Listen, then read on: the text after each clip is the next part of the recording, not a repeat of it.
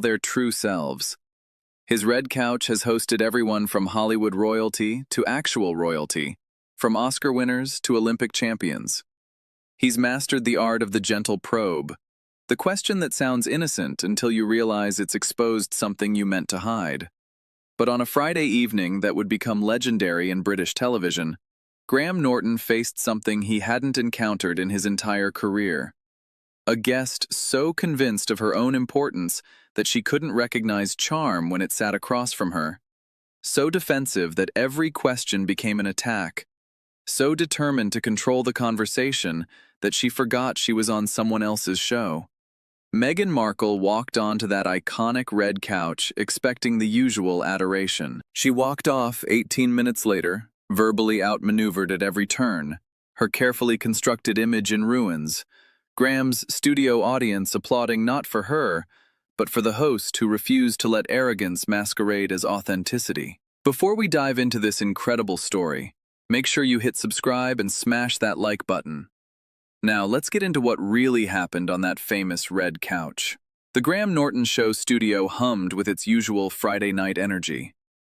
The iconic red couch sat waiting, the drinks were poured, and the audience buzzed with anticipation. Tonight's lineup promised fireworks, though not the kind anyone expected. The familiar theme music played, and Graham bounded onto the stage with his characteristic energy, greeting the audience with genuine warmth before settling into his chair. Welcome! We have a wonderful show tonight. Our first guest has been a TV star, a Duchess, and one of the most talked about people on the planet. Please welcome Meghan Markle. The applause was enthusiastic as Meghan emerged. She waved gracefully, accepted Graham's brief hug, and settled onto the red couch with the posture of someone who expected the furniture to be grateful. Meghan, lovely to have you. How are you? I'm wonderful, Graham. Thriving, actually. Graham smiled. Thriving, that's good. Though I have to say, every time someone tells me they're thriving, I wonder if they're trying to convince me or themselves. The audience chuckled. Meghan's smile tightened almost imperceptibly. I'm not trying to convince anyone. I'm simply answering your question, of course. So, you're back in the UK for the first time in a while. How does it feel? Meghan tilted her head, her expression shifting to something almost condescending. It feels complicated. This country has a complicated relationship with me. Does it? I thought it was quite simple. You married a prince, left, and now you pop back occasionally for important events. It's more nuanced than that. Most things are. But nuance doesn't make for good telly, so let's dig in. Graham leaned back, his posture open and friendly, but his eyes carried that characteristic sharpness. So, let's talk about what you've been up to.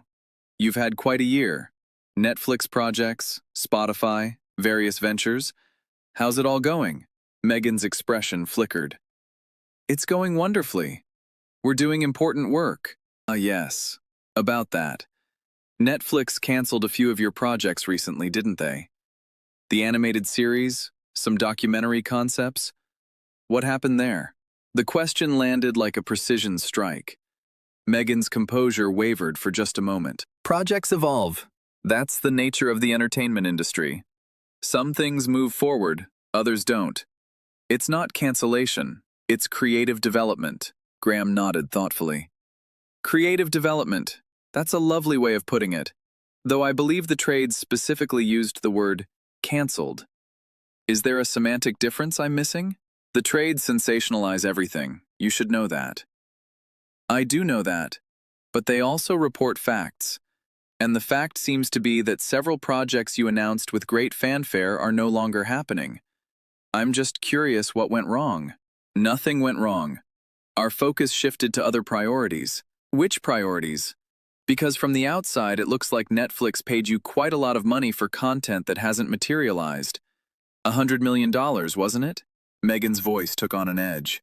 I'm not going to discuss financial details of private contracts. Fair enough, but the contract value was widely reported, as was the, let's call it, underwhelming output relative to that investment. People are curious. People are always curious about things that aren't their business. Graham smiled. Darling, you made it their business. You announced these projects publicly. You promoted them. You positioned yourselves as major content creators. When the content doesn't appear, questions follow. That's not intrusion. That's consequence. The audience stirred. They could feel the temperature in the room changing. Meghan crossed her arms, her posture becoming defensive. Can we talk about something else? Absolutely. How's Harry? The shift in Meghan's demeanor was immediate. Walls going up, expression closing off. I'd prefer not to discuss my husband. Graham's eyebrows rose theatrically. Really? But you've discussed him extensively before. The Netflix documentary was essentially about your relationship. The Oprah interview featured him prominently. Why is he off limits now? Because some things should remain private. Graham laughed, a genuine surprised laugh. Private? Meghan, you've published his family disputes, his therapy sessions, his childhood traumas. Where was private during all of that? That was his choice to share, and this is my choice to ask. You don't get to dictate what's discussable on my show. You can decline to answer, but you can't control the questions. I'm not trying to control anything, aren't you? You've arrived with a list of restricted topics. You're refusing to discuss your husband, your projects, anything that might be remotely challenging. What exactly are you here to talk about? Meghan's face flushed. I'm here to have a genuine conversation. A genuine conversation requires willingness to engage with genuine questions. So far, you've deflected everything I've asked. That's not conversation, that's media management. And frankly, I've had more revealing conversations with people promoting toothpaste. The audience laughed. Meghan did not. Graham pressed forward, his charm undiminished but his questions increasingly pointed. Let's try another topic. The Spotify situation. That ended rather dramatically, didn't it? There was some name-calling, if I recall. Grifters, wasn't it? Meghan's expression hardened. I don't engage with inflammatory labels from unnamed sources. It wasn't unnamed. It was a senior Spotify executive, and grifters is quite specific. It suggests they felt you took money without delivering value. How do you respond to that? I respond by continuing to do meaningful work that speaks for itself. But does it speak? Because the podcast ended after one season. The content was, let's say, limited relative to the investment. From the outside, it does look like payment exceeded output. Quality matters more than quantity. Of course, but quality requires actual product. 12 podcast episodes over 3 years isn't quality, it's almost absence. People notice when the promises outpace the delivery. Meghan stood up slightly, then sat back down. A false start that betrayed her agitation. You're deliberately mischaracterizing our work. I'm describing observable facts. You signed a major deal. You produced minimal content. The deal ended badly. Those are facts, Meghan, not characterization, documentation. The circumstances were complicated. They always are. But complicated circumstances is what people say when they don't want to acknowledge that something went wrong. What went wrong, Meghan? Help me understand. Nothing went wrong. Our visions didn't align. Your vision of being paid millions while producing almost nothing didn't align with their vision of receiving content for their investment? I can see how that might create tension. The audience laughed again. Meghan's face went from red to pale. This is exactly what I expected from British media, Meghan said, her voice tight. The constant negativity, the refusal to engage fairly. Graham tilted his head. I've asked you about your projects, your husband, and your business deals. These are the most basic interview topics. If they feel like attacks, maybe examine why. Your framing is hostile. My framing is curious. I'm genuinely interested in your perspective. But you won't give me one. You give me deflection, talking points, and complaints about the questions themselves. That's not perspective. That's evasion. I'm not evading anything. You've evaded everything. I asked about Netflix. You said projects evolve. I asked about Spotify. You said visions didn't align. I asked about Harry. You invoked privacy. At some point, you have to actually say something, Meghan. Otherwise, what's the point of being here? The point is to connect with your audience. You're not connecting. You're performing. And the performance isn't very good, frankly. I've seen better deflection from politicians. And that's saying something. Meghan grabbed her water glass, then set it down without drinking. I'm not performing. I'm being genuine. Are you? Because genuine people don't speak in press releases. They don't treat every question as a trap. They don't arrive with lists of forbidden topics. Genuine is messy and spontaneous, and sometimes embarrassing. You've been polished and controlled and deeply uninteresting.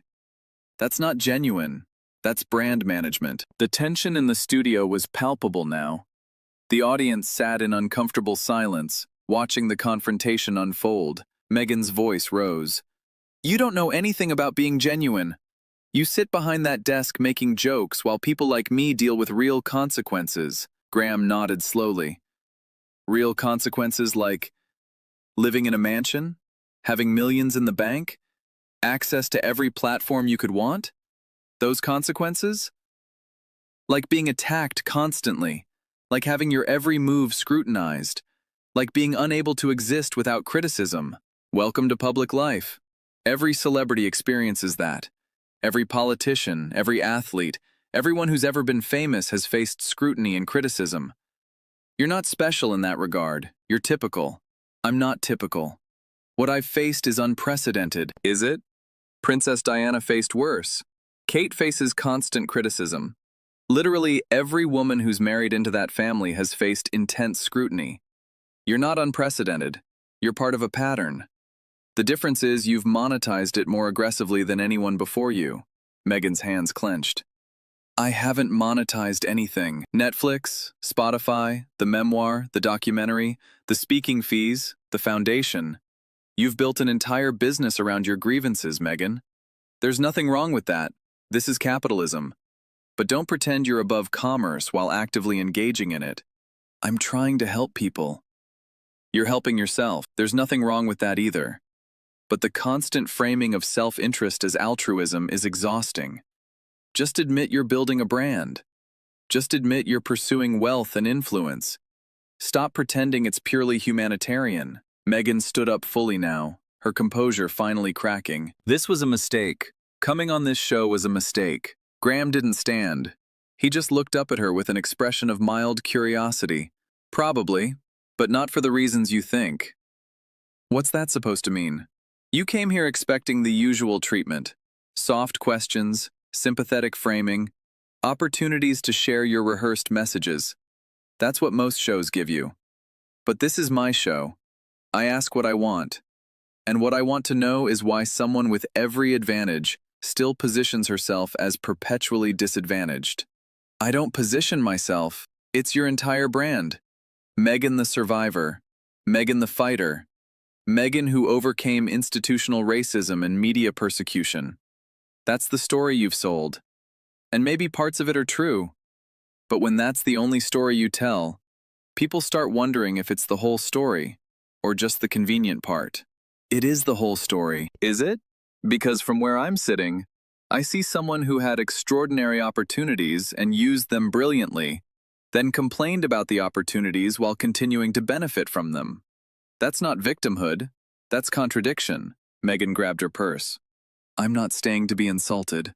You haven't been insulted. You've been questioned. If questions feel like insults, that says more about you than me. Meghan moved toward the edge of the set, then turned back for one final confrontation. You know what your problem is, Graham? You think being witty is the same as being intelligent. You think making people laugh gives you the right to make them uncomfortable. Graham smiled. I think discomfort is often where truth lives. And you've been extremely uncomfortable since you sat down, which suggests there's quite a lot of truth we haven't touched. There's no hidden truth. I've been completely honest. You've been completely controlled. Every answer calibrated. Every response measured. That's not honesty. That's management. And managed people are rarely interesting. They're just managed. I don't need to be interesting for you. No, but you did need my show. Your team reached out. You wanted this platform. And now that the platform isn't doing what you expected, which is making you look good without requiring anything from you, you're leaving. That's a pattern, Meghan. Not just with me. With everyone who doesn't play the game you've designed. Meghan's face contorted with barely suppressed rage. I don't design games. You design everything. The image, the narrative, the public perception. You've been designing since you arrived. The outfit, the posture, the practiced smile. It's all design. And design is fine. Design is smart. But design fails when someone refuses to play along. And I refuse. Then you're the problem. Maybe. Maybe I'm the first interviewer in a while who's noticed what you're doing and called it out. Others might have been too polite, too afraid of being called racist or hostile or unfair. I'm not afraid of labels, Meghan. I've been called everything. Labels don't work on me. Meghan stood frozen at the edge of the set, caught between her desire to leave and her inability to let Graham have the last word. History will vindicate me. Graham smiled sadly. Maybe.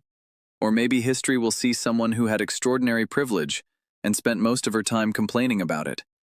Someone who could have used her platform for almost anything and chose to use it for grievance. Someone who had the world's attention and used it to position herself as a victim.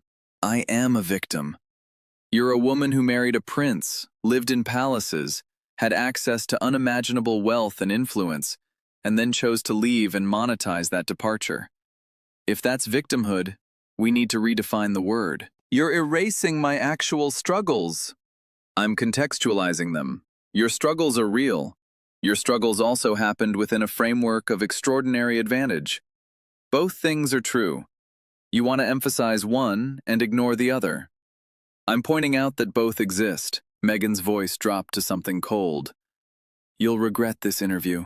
Graham laughed, a genuine, delighted laugh. Oh, darling. I've interviewed politicians who've threatened my career, celebrities who've threatened lawsuits, people with actual power who've tried to end me. You're a former actress who married a prince. You don't frighten me. I'm not trying to frighten you. Then what are you trying to do? Because you've spent 15 minutes being defensive, evasive, and hostile. If that's your genuine self, I understand why you have PR people. If it's not your genuine self, why are you here? Meghan stared at him for a long moment. Something flickered behind her eyes. Frustration, maybe. Or the uncomfortable recognition that she was losing a battle she'd come to win. Goodbye, Graham. Goodbye, Meghan. Thanks for coming. It was exactly what I expected, and somehow still disappointing. She turned and walked off the set, her heels clicking sharply against the floor until a door slammed in the distance. Graham sat in the silence for a moment, then turned to face his audience with a bemused expression. Well, that's certainly not how I expected tonight to go. He shrugged. I thought we might discuss her charities, her projects, perhaps a few amusing anecdotes about life in America. Instead, we got whatever that was. The audience laughed nervously. Here's the thing about interviews. They're supposed to be conversations, give and take. I ask, you answer, we build something together. What we just witnessed wasn't conversation. It was confrontation. And she brought the confrontation with her. I just responded to it. He took a sip of his wine. I'm not going to trash her. That's not my style. But I will say this. If you come on someone's show expecting to control the conversation, you should probably choose a different show. I've been doing this too long to be managed. And I've been doing this too well to pretend questions are attacks. He looked directly into the camera. She's welcome back anytime. Genuinely. I'd love to have the conversation we were supposed to have tonight. But if she comes back, I hope she comes ready to actually engage, not perform. Because performances are boring, and I don't do boring. The footage aired that night, and by morning, it was everywhere. Every clip, every exchange, every perfectly timed observation Graham delivered. The moments that got replayed most were predictable. I've had more revealing conversations with people promoting toothpaste. Quality requires actual product. 12 podcast episodes over 3 years isn't quality, it's almost absence. You've built an entire business around your grievances. Design fails when someone refuses to play along, and I refuse. You're a former actress who married a prince. You don't frighten me. Meghan's team released a statement calling the interview hostile and unprofessional. Graham addressed it on the following week's show. I've seen the statement. Apparently asking about someone's publicly canceled projects is hostile. Apparently not accepting deflection is unprofessional. I've been called worse by better. And I've been doing this long enough to know the difference between hostility and honesty. The audience applauded. Here's what I'll say. She's clearly going through something. Whatever she's dealing with, the pressure, the scrutiny, the weight of constant public attention, it's clearly taking a toll. I hope she finds peace. But I also hope she learns that peace isn't something you find by controlling every conversation. Sometimes you have to let go and trust that people will see the real you. He smiled. Of course, that requires having a real you to show, and I'm not entirely sure she does anymore. The performance has become so complete that I'm not sure where it ends and she begins. That's not a criticism. It's an observation. And observations are what I do. The interview lasted 18 minutes before Meghan walked out. Its impact would last considerably longer. For Graham Norton, it was a demonstration of what he'd always known, that charm and directness could coexist, that kindness didn't require acceptance of nonsense, that asking questions with a smile was still asking questions. For Meghan Markle, it was something else. Proof that her media strategy didn't work on everyone. Evidence that some interviewers couldn't be managed, no matter how carefully the talking points were prepared. Some couches are comfortable. Others reveal everything you're trying to hide. And Graham Norton's red couch had been revealing truths for over 2 decades. It wasn't about to stop for a Duchess. What do you think? Was Graham too harsh? Or did Meghan deserve every question? Who would you like to see on the red couch next? Drop your thoughts in the comments below. If you enjoyed this